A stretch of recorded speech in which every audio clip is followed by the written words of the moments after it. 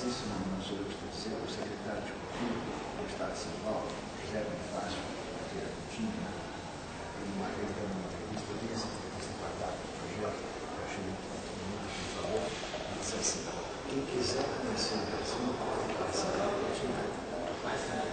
Eu não acho que seja muito exagero isso, porque uma coisa é você participar do Império Americano, agora na hora do Bolsonaro, você tem realmente um grito brasileiro, tem lá no Brasil no mundo.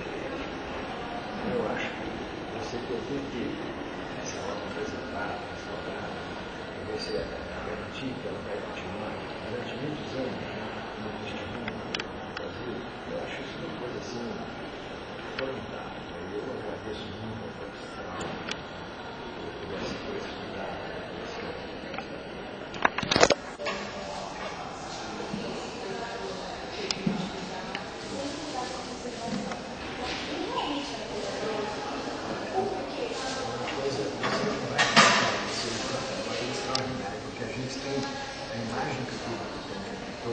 Normalmente é de uma pessoa meio descansada, uma meio chatinha,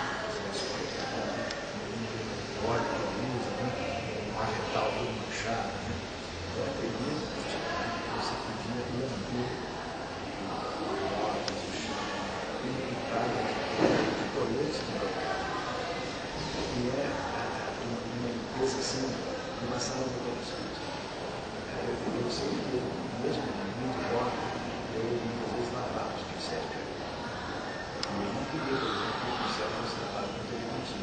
Tinha que lavar com sabão, assim, você ficava aqui, fazia um buraco no pincel. E depois ele ficava. Quando você dá um pé, quando chegava isso, eu quando era casinho, eu estava fazendo um trabalho em França, na França, e ele estava com 3 jovens pintores brasileiros, estavam ajudando no primeiro dia que estava trabalhando. E as tintas eram tintas em pó, você dissolvia em móveis assim, para fazer as cores.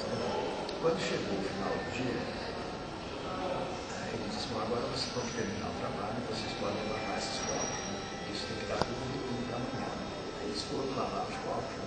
Se vocês lavam e enchem assim até a borda de água, deixa cheio. Aí quando eles acabaram de lavar, ele chegou, estava os copos lá, e disse assim, vocês lavaram bem? Lavamos sim, então dedo. Era esse ponto. Isso é uma coisa que eu preciso compreender. A quantidade de dia, a cozinha, a oficina, eles se comparavam com o sapateiro, eles dizem para mim assim, eu não tenho esse negócio de inspiração. Eu levanto e saio da cada noite. As ferramentas, esses pequenos papéis que sempre começa lá. Eu até tenho uma lembrança que chama muito recente, no ano do centenário do Bolsonaro. Eu fiz uma visita ao presidente Lula e presenteei ele com um pincel. E eu fiquei muito emocionado, porque ele ficou segurando o pincel, olhando, e examinando o pincel. E eu senti nitidamente que era como se um operário estivesse olhando para um espelho, a ferramenta de um outro operário. Uma foto nesse momento. Então, ele era esse operário que tinha esse cuidado de escolher o suporte. Eu até estava conversando agora e nós falamos do suporte no descobrimento do Brasil. Ela estava falando que tem gás consciente, que de maneira maciça. E eu me lembro como ele escolheu o compensado naval, uma madeira resistente, que vai atravessar os anos. Quando ele fazia o afresco também, o afresco é uma coisa da cabeça certa. Nunca fez afresco com velhice, para velho, jovem, uma coisa que foi engraçada muito. Então, ele sabia que estava pintando para a posteridade.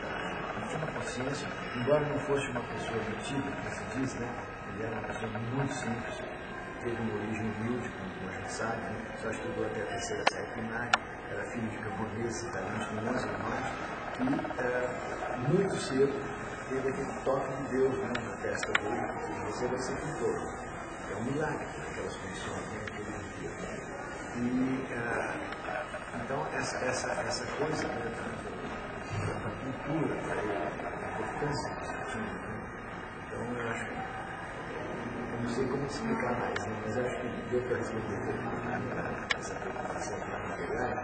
E a beleza que é de agora, né, tantos anos depois da morte dele, você ter toda uma equipe numa instituição brasileira, que é o Banco Central, preocupada, né, como se fosse a coisa da Olimpíada, de entregar a tocha para as futuras gerações, entregar a tocha acesa. Acho que é uma coisa muito bonita. Como foi essa parceria entre o projeto Fortinar e essa relação sobre ele? Como ele surgiu, quais são os objetivos? O projeto Fortinar surge em 1978, surgiu a ideia. Né? Ele começa, na verdade, em 2 de abril de 79, mas em 78 se cristaliza a ideia de fazer o projeto Fortinar. Eu estava nesse reunião lá e fui visitar uma vez mais, e tantas vezes, até desde criança, com meu pai, no Museu Van Gogh. E naquele momento, eu não sei se também as circunstâncias que eu vivia no país, em 78, né, toda uma saudade, né, do Brasil que eu tinha deixado uns 10 anos antes, né, que eu saí do Brasil no Japão, voltei no Brasil. E aquilo me impressionou muito. Você vê aqueles 4 andares no Museu Van Gogh, completo de criança, velha, gente rica, gente pobre, gente que você sentia de todas as classes sociais, se acotovelando a vida das obras. E aquilo, de repente, me intrigou muito. Eu pensei assim, por que isso? O que essa gente está buscando? Porque era muito claro que a maioria deles não eram especialistas em pintura, não estavam atentos, vamos dizer, à pintura em si. Mas caiu a ficha muito claramente que eles estavam ali para dar uma injeção na vida, uma injeção de identidade, de certeza de si mesmo, né, de autoestima, de ver, através da obra de um grande artista nacional, o que significa ser holandês.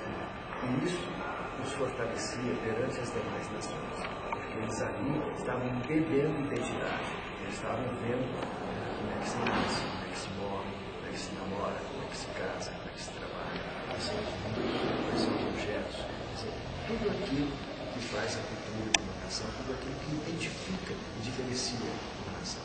E eles saíram dali, evidentemente, mais fortes. E aí, eu pensei com muita tristeza que nós tínhamos no Brasil um pintor assim, e que esse pintor não tinha visibilidade nenhuma, que ele tinha morrido 13 anos antes, né?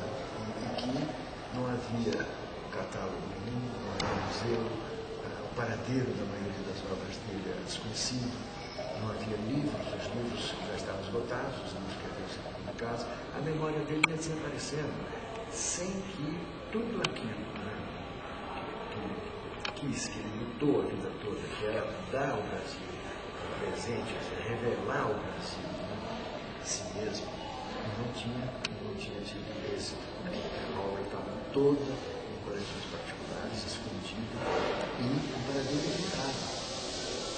Então, quando eu voltei ao Brasil, eu já voltei com a ideia de fazer o projeto. E aí surgiu um brasileiro extraordinário, que por coincidência era da área de banco também. Ele tinha sido do IDR, foi a pessoa que deu uma contribuição extraordinária à ciência brasileira, à ciência da tecnologia brasileira, e naquele momento ele era o presidente da FINEP, financiador do estudo do projeto. O José Feliz Figueiredo. Prestar uma homenagem muito carinhosa, porque a gente costuma chamar o Lúcio, de pai do projeto. E, de fato, ele foi a pessoa que viabilizou, embora a FINEP fosse uma instituição toda voltada para a ciência da cultura, ele abriu, pela visão de grande brasileiro que ele foi, ele abriu para a área de cultura, para a área de arte. Ele, por exemplo, foi quem olhou, financiou aquele trabalho belíssimo de Marcos Pereira sobre o mapeamento da música nacional brasileira. Ele apoiou você fazer instrumentos musicais de madeira brasileira, inúmeros projetos que não teriam vivido, não teriam vindo à luz se não fosse essa generosidade, essa grande lição. Então aí começa o projeto Fortinar.